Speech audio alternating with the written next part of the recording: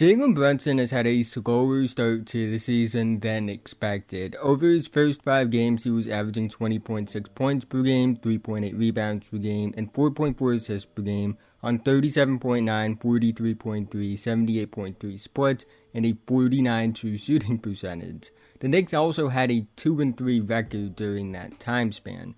However, since then, he's been incredible. Over his last 11 games, he's averaging 26.8 points per game, 3.5 rebounds per game, and 5.5 assists per game on 49.8, 48.7, 84.9 splits, and a 62.3 true shooting percentage, while the Knicks have a 7-4 record during that time span. Brunson has proven that not only has he been worth every penny of that contract the Knicks gave him, but also that he's probably underpaid.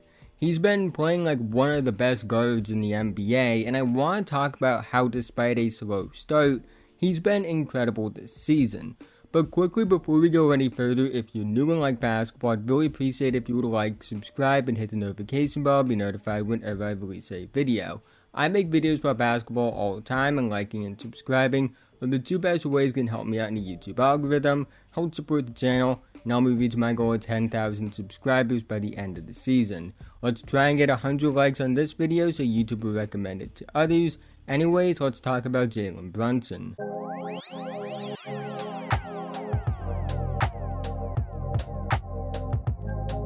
One area that Brunson hasn't been good at this season has been his finishing. He's shooting 45.6% on 4.3 rim attempts per game, putting him in the 2nd percentile in rim efficiency. This is something that has attributed to a slow start overall from the field, and also why his 3-point percentage is higher than his field goal percentage at this point in the season. Considering this is outlier bad for him, he's usually in the high 50s to low 60s in rim efficiency. I'm very optimistic that he will return to form, which will make his already respectable overall efficiency even better. I think a decent amount of the finishing concerns have a lot to do with defenses focusing in on him more, because of the slow start to the season that Julius Randle has had. Randle has been awful to start this season, and it's led to more defensive focus on Brunson. But Randle recently is starting to pick up his play and is looking closer to what he was in the regular season last year, so I do think that the numbers for Brunson at the rim will go up, with Randle getting better in theory. Now, despite the fact that Brunson has been awful at the rim, he's still really efficient this season. A 46.1 field goal percentage and 58.3 true shooting percentage are really good for a 6'2 guard. And the reason that he's still been an overall efficient player, despite the fact that he's been in the 2nd percentile in terms of rim efficiency, is because he's playing at an elite level when it comes to every other area of scoring outside of at the rim. What has stood out the most is how incredible of a 3-point shooter Brunson has been. He was a good 3-point shooter last season, as he shot 41.6% on 4.7 attempts per game. But this season, he's been one of the best 3-point shooters in the NBA, shooting 47.2% on 6.8 attempts per game. What makes it even more impressive is the fact that 41.2% of his 3-pointers are unassisted. He's taking and making difficult shots on the ball, while also being capable of hitting off-ball threes, but what he does on the ball is more impressive considering how efficient he's been on the volume he's shooting threes at.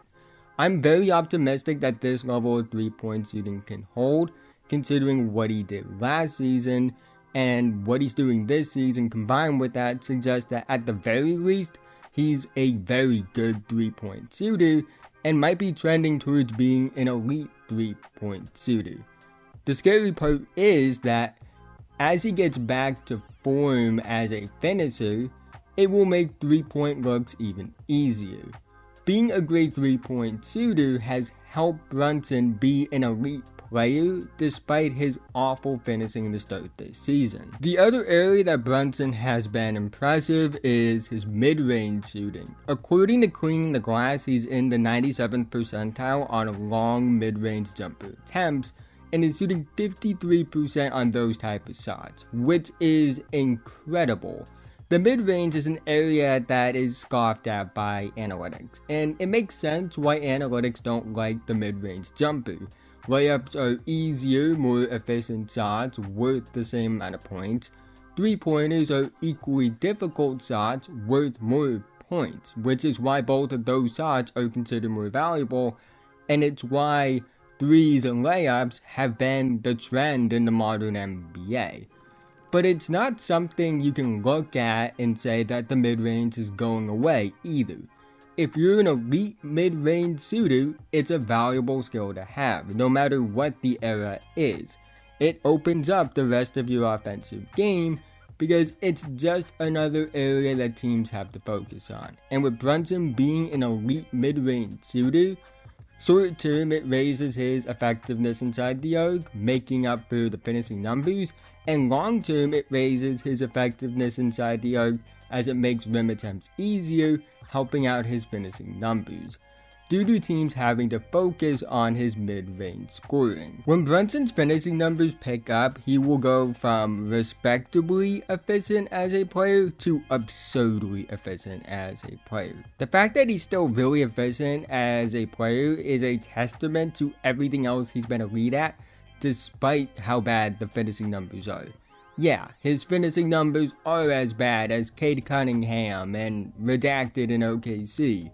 But what separates him from those two is the fact that unlike Cade, who's a relatively good mid-range shooter and an okay three-point shooter, and the other guy who's not good at either of those things, Brunson is elite in the other two levels of scoring. He's elite as a mid-range scorer. He's elite as a three-point scorer, which is why he's one of the best players in the NBA, despite the fact that he's in the second percentile in rim efficiency. Jalen Brunson is one of the best guards in the NBA. The fact that he's been objectively bad at an entire level of scoring and is still efficient despite that is a testament to how elite he is at every other level of scoring. And I believe that one level of scoring he's bad at is more about the context of his situation than about his ability. Brunson has changed the Knicks. He's the reason that team is as good as it's been since he joined them. Among players on the Knicks that qualify as at least rotation level players, he leads them in offensive win shares, offensive box score plus minus, and value over replacement player. And that lines up with what you see on tape. He may not have the All-Star or All-NBA selections on that team, but that doesn't change the fact he's clearly the best player on that team. Elite three-point shooter, elite mid-range shooter, high-level creator, good playmaker, everything outside of at the rim that you look for in an elite guard, he has. And he's a better player at the rim than the numbers suggest to start this season. Brunson deserves a ton of respect. And I'm not saying people don't recognize that he's good. I do think people understand that he's good. But I also don't think people really understand just how good he has been since becoming the guy on his own team. He's proving he's not just a product of playing next to Luka. He's proving he was worth the trade to give up a lottery pick to free up money to sign him. And while it doesn't say much, given the Knicks' history since I was born, I feel very comfortable saying that he's without a doubt the best point guard the Knicks have had in my lifetime. But that's the end of this video. If you made it to this point, thank you so much. Again, haven't already, like, subscribe, hit notification bell, be notified whenever I release a video. I make videos about basketball all the time, and liking and subscribing are the two best ways can help me out in the YouTube algorithm, help support the channel, and help me reach my goal of 10,000 subscribers by the end of the season. Let's try and get 100 likes on this video so YouTube will recommend it to others. Let me know what you think about Jalen Brunson in the comment section below. Where does he rank among the guards in the NBA? Where does he rank among guards in the East? Where does he rank among overall players in the NBA? What have you been impressed by? What do you think he needs to work on? I'd love to hear all of that down below. But with that being said, have a nice day, and I'll see you guys in the next one.